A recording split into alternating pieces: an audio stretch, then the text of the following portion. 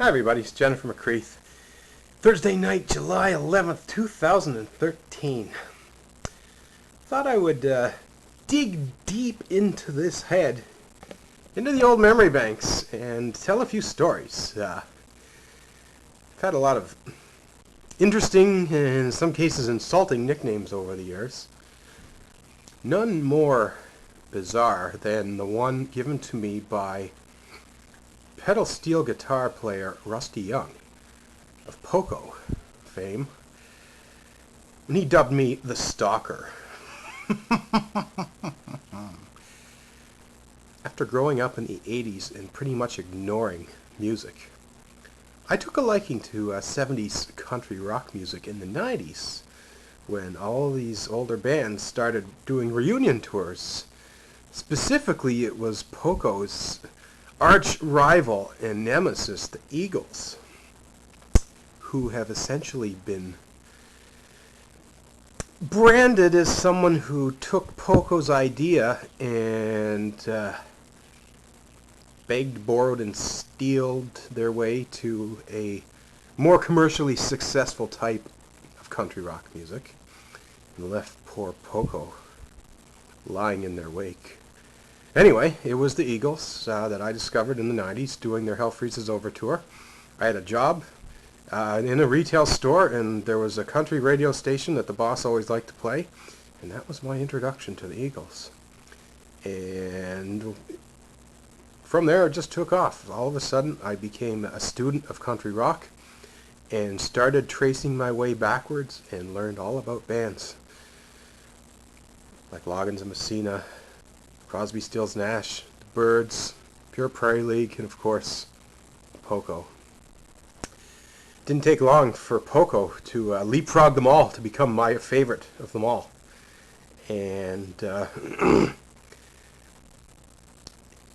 it was also at that time that I discovered Poco had a website and a fan board. So after being a lurker for a while, I can't even remember if I created an ID or a login, but somehow I managed to get myself to my very first Poco concert, which was not just any other concert, it was a special concert. It was a reunion with original founding member Richie Furay, who had left the band, I believe, in 1982. No, before that. Way before that, folks. 1973, the year I was born. Richie Furay, founding father of Poco, left the band to pursue other musical tastes and careers and interests. So here we are 40 years later. Richie's back doing a full gig with the boys in Nashville, Tennessee, in the famous Belcourt Theater on Old Music Row, and is being filmed for a DVD. Can't think of a better place to see my first Poco concert, so off I went. Rented my little car up there in Toronto and made the 12-hour drive down to Nashville, and met up with several of these fans from the website who were going to have dinner before the show. And it's probably the most unique experience for me. One, because I had been emailing these people. It's like having a second family. And the band's very interactive too. You get to know the band as well as some of the key fans. And cats in the background meowing on occasion. And such a great show that I was like, what do you want there, Dan? You don't like my story? I really enjoyed that show so much that I couldn't wait to get back out on the road and see them again. Where are we here? I got my notes here. It was May 20th, 2004. And a month later, June 18th, made another long drive, this time a 10-hour drive from Toronto to Annapolis, Maryland. I heard about the Ram's Head Tavern as being one of the best small venues for music, and when I got there, I was totally impressed. Unbelievable setup. The sound in that building is amazing. Every seat is so close to the stage. So of course I had myself, Poco's actually playing 2 nights. Back in the 60s, they used to have an early show and a late show. Well, I guess they've kept that tradition. Poco played a 7 o'clock set. We were back again for a 10 o'clock set, and I had front row for both of those. Throughout the show, I was, I wouldn't say heckling, but I had the odd little wisecrack. Rusty likes to tell jokes from the stage, and he likes to pick on other members of the band. So over time, I developed a bit of a knack for throwing some cheap shots back at old poor Rusty there. Or in some cases, adding on, picking on the newer member of the band, Jack Sundrew, who had only been in the band for 20 years. They were joking that once he's been in the band for 30 years, he won't have to carry everybody's bags. So anyway, after that show, I found myself back at a Poco concert a week later, in the front row at a show in Buffalo, New York. And they noticed me right away. Who is this? We've seen you around. That's 3 shows in a row in 3 states that aren't very close. So right away they could kind of figure, okay, we've got somebody here who really likes the band, who's traveling a great distance to see the band play 3 consecutive shows. Another thing that made me stand out is I was young. Most of the Poco fan base are baby boomers, and I was about half their age. So this is before I became Jennifer, but already I stood out. And Jack took notice. I believe I was wearing an Eagles or a Don Henley t-shirt or something. Rusty likes to joke about the Eagles. I think it's all in good fun, but I think there's a little bit of bitterness and animosity in there as well. So it's a way to kind of rib Rusty. I wore a Don Henley solo shirt and sat in the front row. And one of the band members noticed it, I think. And typical Rusty, Jack, I think it's a stalker. Well, from that day forward, I became known as the Stalker to all of the Poco band members and the Poco fans. For the rest of that summer and over the next couple of years, I would make many trips. I would rent my car and drive literally all over North America to see Poco concerts. I had 2 cross-country drives where I literally drove from Toronto, Canada out to California and saw the band play in, gosh, it's got to be at least 10 to 15 different states. I've seen the band live a total, I believe, of 30 times. That does not include solo shows, which there have been some of those as well. Multiple trips out to Southern California where they all kind of got their start. And one of the few Poco fans that has literally seen the band in all 4 corners of the, well, not the top corner. I've never actually seen them play in Seattle or anywhere in that area, but Northern California, Southern California, I've seen them play just about everywhere. On the East Coast, out in the Midwest. They have these annual gigs at a little club, little dot on the map, called Steelville, Missouri, which is about an hour and a half south of St. Louis. And this gig is special because they dig out some of the extra instruments and the banjos, and they literally will play a 3-hour set and dig out and dust off some tunes that aren't usually part of their set. So these are shows that the fans know about and travel from all over the world. I've met Poco fans from all over, including Australia and Japan, attending Poco concerts. So, and just like a typical family, this Poco fan base is not without drama. There are certain segments and groups of fans that didn't get along or didn't like each other, and some people like me, some people didn't, and likewise. I didn't get along with everyone, but just like any dysfunctional family, what brought us all together was our love and respect for this music. And I have not seen a Poco concert since 2007. I believe it was 1 week before I actually moved to Newfoundland. It was the last time I saw the band play. Haven't seen any of the band members since then. I have seen some of the fans. 2010, I was out in California to run a marathon and met up with, I believe, 4 or 5 well-known Poco fans in California and got together for dinner. That was really neat because they not only did they get to meet someone they used to know as the Stalker, they got to meet me as Jennifer, the transsexual marathon runner.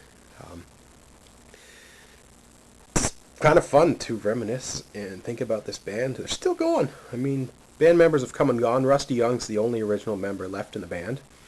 And he's got to be, 70 years old? He's still going. He can still sing. He can play the instruments. He's got a great supporting team. Jack's been in the band now since 1985, playing bass and singing some vocals. George Lawrence has been drumming now for 10 years. And they got a new guy on keyboards and accordion and guitars who's I guess, added yet another interesting dynamic to this band that just keeps going. They put out a new album, actually, this year called All Fired Up. And I'm looking forward to get my hands on a copy of that. And I think it's just really, really neat that this band keeps going. They had a couple of hits in the 70s, so some of them made a few bucks, but ultimately I think the Poco brand didn't quite live up to expectations. A lot of the early members left and found fame and fortune elsewhere, including 2 members of Poco who ended up in the Eagles, becoming millionaires, as well as Jimmy Messina, who would go on to a lovely career with Kenny Loggins in Loggins and Messina. Poor Richie Furay never really got his career off the ground.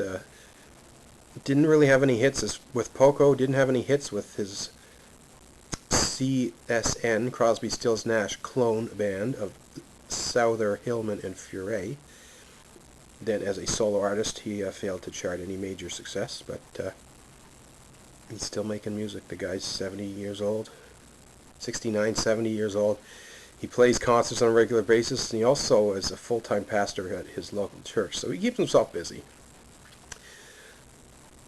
Other founding members, well, where'd they go? George Grantham, original drummer, had a stroke about 10 years ago, and that's seriously eliminated him from the picture. But they had him back on stage a couple of years ago, playing the tambourine and singing along with some of the tunes, and that was really nice to see, because he's a lovely guy, and when he got sick, it was like the President of the United States was sick. Everybody was very concerned and worried about him, and there was even a fundraiser to help pay for this guy's medical bills, so I hope George is doing well. Paul Cotton left the band a couple years ago, and he's down in Key West, Florida, living the retirement life that I guess we all dream of, being able to sit on the beach and go on a sailboat whenever we want. And he still plays the odd concert down there as well. And Randy Meisner went on to join the Eagles and then leave the Eagles, then rejoin Poco and then leave Poco. Randy's had some health troubles, so he's still hanging in there, but not doing so well. Timothy B. Schmidt was in Poco for many years, left just to join the Eagles and has never looked back, really. He did reunite with Poco for a couple shows in 2009, so that was fun. Who else is in the band?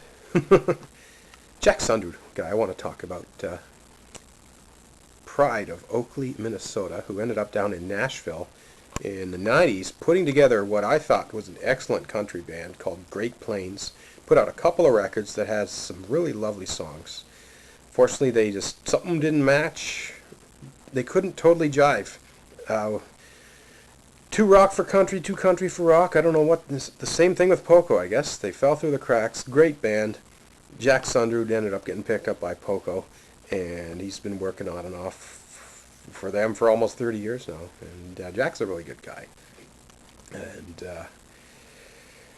who else is in that band? They've had a few other folks, kind of session musicians, come and go, but what's really neat is a lot of these older Poco fans have been around since the 60s, and they've literally been fans of this band for 45 years.